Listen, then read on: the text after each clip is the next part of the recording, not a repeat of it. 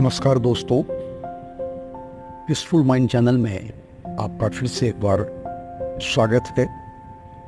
कल पहले एपिसोड में मैंने आपको बताया था मेरे इस चैनल को शुरू करने का सिर्फ ये उद्देश्य है कि जीवन में जो पर्सनल और प्रोफेशनल लाइफ में मैंने क्या गलतियाँ की और कैसे फिर उस गलतियों को सुधार के जो मैंने हासिल किया, अगर इससे आपको अपने जीवन में कुछ फ़ायदा होता है तो मेरे इस चैनल को खोलने का मकसद सफल हो जाएगा। आज इसी कड़ी में मैं बताना चाहता हूँ कि अपनी पढ़ाई के अंतिम दौर में ही मैं आईएएस की तैयारी करता था, साथ में बीपीएससी वगैरह का एक बार एग्जाम भी दिया।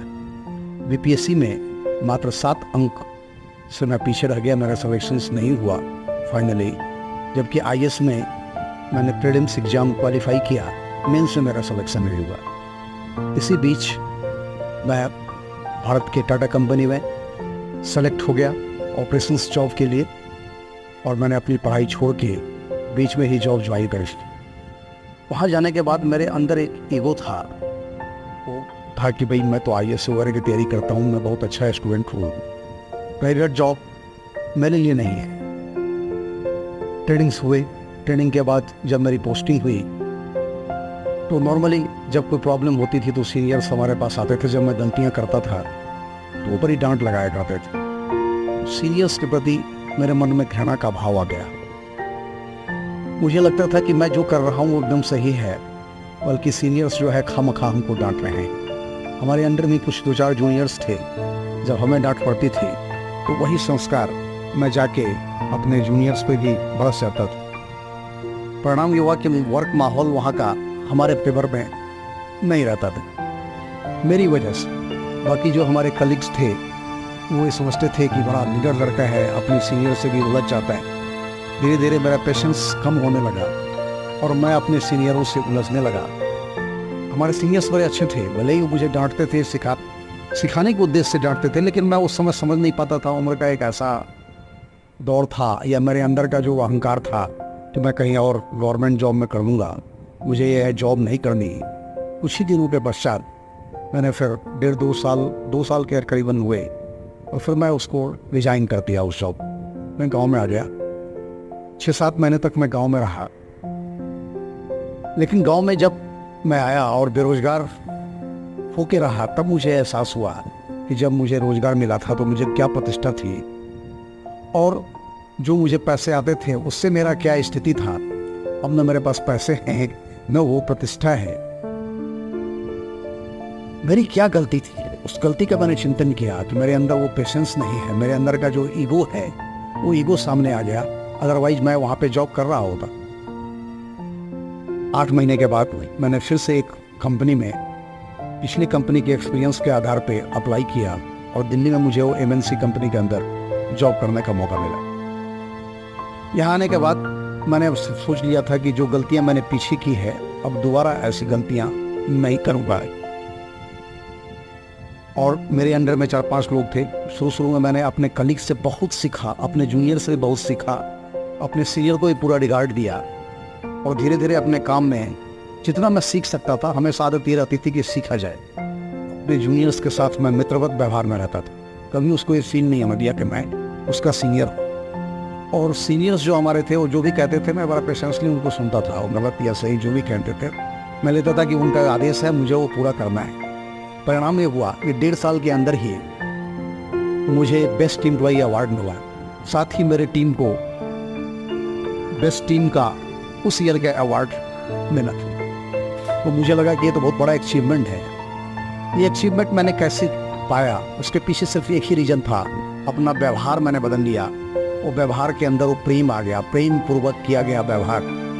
लोगों जो मेरे कलीग्स थे और जो मेरे जूनियर्स थे, उनकी प्रॉब्लम्स को मैं समझने की कोशिश किया, न केवल प्रोफेशनल प्रॉब्लम्स, पर्सनल प्रॉब्लम। उसके साथ में कोई बॉस के रूप में व्यवहार नहीं किया। उसके साथ मैं ऐसे जुड़ा जैसे मैं उसका मित्र हूँ। उसके साथ में ही होटल में, एक ही होटल में मैं रुकता था, उनके साथ ही हंसी मजाक करता था, और पूरी जो कोई भी काम प्रोजेक्ट का होता था हम लोग साथ मिलकर करते थे। फिजिकली भी मैं उनके साथ हाथ बटाता था।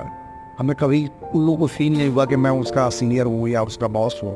और मुझे भी लगता था कि मेरे छोटे भाई की तरह है। उससे बेनिफिट क्या मिला मुझे कि हमारा वर्क आउटपुट बढ़ गया है। इतने अच्छे हमें प्रोजेक्ट के रिजल्ट मिले कि उसके एवज में मुझे अवार्ड मिला।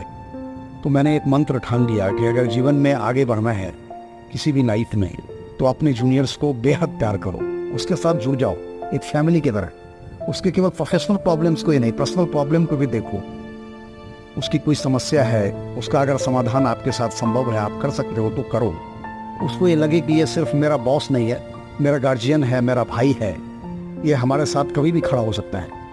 अगर आप ये संबंध उससे बना लेते हैं तो लाइफ में कभी भी आपको कोई दिक्कत आएगी तो वो आपको एक खड़ा मिलेगा, चट्टान की तरह आपके साथ मिलेगा। वो आप बाहर रहते हैं, जैसे हम वो बाहर हैं, घर में नहीं हैं, लेकिन वो यहाँ पे आपको ऐसा फील कराएगा कि घर के जितने मेंबर्स आपको मदद करते हैं वैसे ही वो लोग आपकी हर तरफ से, न केवल प्रोफेशनली, क्योंकि पर्सनली भी कोई काम हो तो आपको वो मदद करेंगे आपके व्यवहार से, न कि इसलिए कि आप उसके बॉस हैं। तो ये एक रिलेशंस हमने बनाया है। बाद में मैं कई और 2 कंपनियों में भी एज ए मैनेजर्स काम किया। वहाँ भी मैंने पूरे टीम को एक ही मंत्र सिखाया, एक दूसरे से टीम वर्क की तरह। उसमें कोई बड़ा छोटा नहीं है, सबके अपने अपने काम है। एक दूसरे को समझो, प्यार करो, एक फैमिली की तरह रहो। और अपने खर्चे से भी हम लोग पार्टी किया करते थे, ऑफिस से अलग। जब मैं मैनेजर्स था तो हमारे लोग जो है हमसे खुल के बातें करते थे, हमारा काम कभी कोई रुका नहीं। ये महामंत्र जीवन में मैंने ऐसा पाया कि प्रेम से किसी का भी दिल आप जीत सकते हो। अगर आप बॉस हो, पावर दिखा के हो सकता है आपका काम हो जाए, लेकिन वो सही छाप किसी इंसान के ऊपर नहीं छोड़ता। लेकिन अगर आप मित्रवत होकर प्रेम पूर्वक व्यवहार से आप किसी के साथ उसका दिल जीतते हो तो सदा के लिए आपका हो जाता है। प्रेम में बड़ी ताकत है मित्रों।